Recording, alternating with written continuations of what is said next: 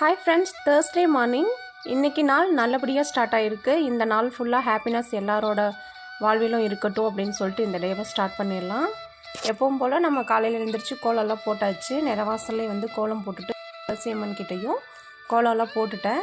செடிகளுக்கெல்லாம் தண்ணி ஊற்றிட்டு அதுக்கப்புறமா கிச்சனுக்குள்ளே என்ட்ராயிடலாம். அதுக்கு முன்னாடி காகங்களுக்கும் தண்ணி வச்சிடலாம்.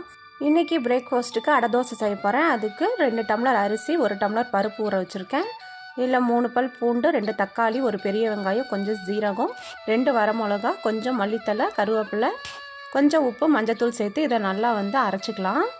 இப்போ இதுக்கு காம்பினேஷனாக கடல மாவு குருமா செய்கிறதுக்கு எண்ணெய் ஊற்றி கடுகு, கருவேப்பிலை, சோம்பு, ஒரு பெரிய வெங்காயம், தக்காளியெல்லாம் போட்டு தாளிச்சிட்டு அது நல்லா வதங்கினதுக்கப்புறம் 2 ஸ்பூன் கடலை மாவை கரைச்சி ஊற்றிக்கலாம். தேவையான அளவு தண்ணி சேர்த்துட்டு சாம்பார் தூள் கொஞ்சம் சேர்த்துட்டு தேவையான அளவு உப்பு சேர்த்துட்டு கொதி வந்ததுக்கப்புறம் இறக்கணும் அப்படின்னா கடல மாவு குருமா ரெடி ஆயிரும். ஸோ இந்த தோசையும் இந்த கடல மாவு குருமாவும் ட்ரை பண்ணி பாருங்கள். டேஸ்ட் சூப்பராக இருக்கும்.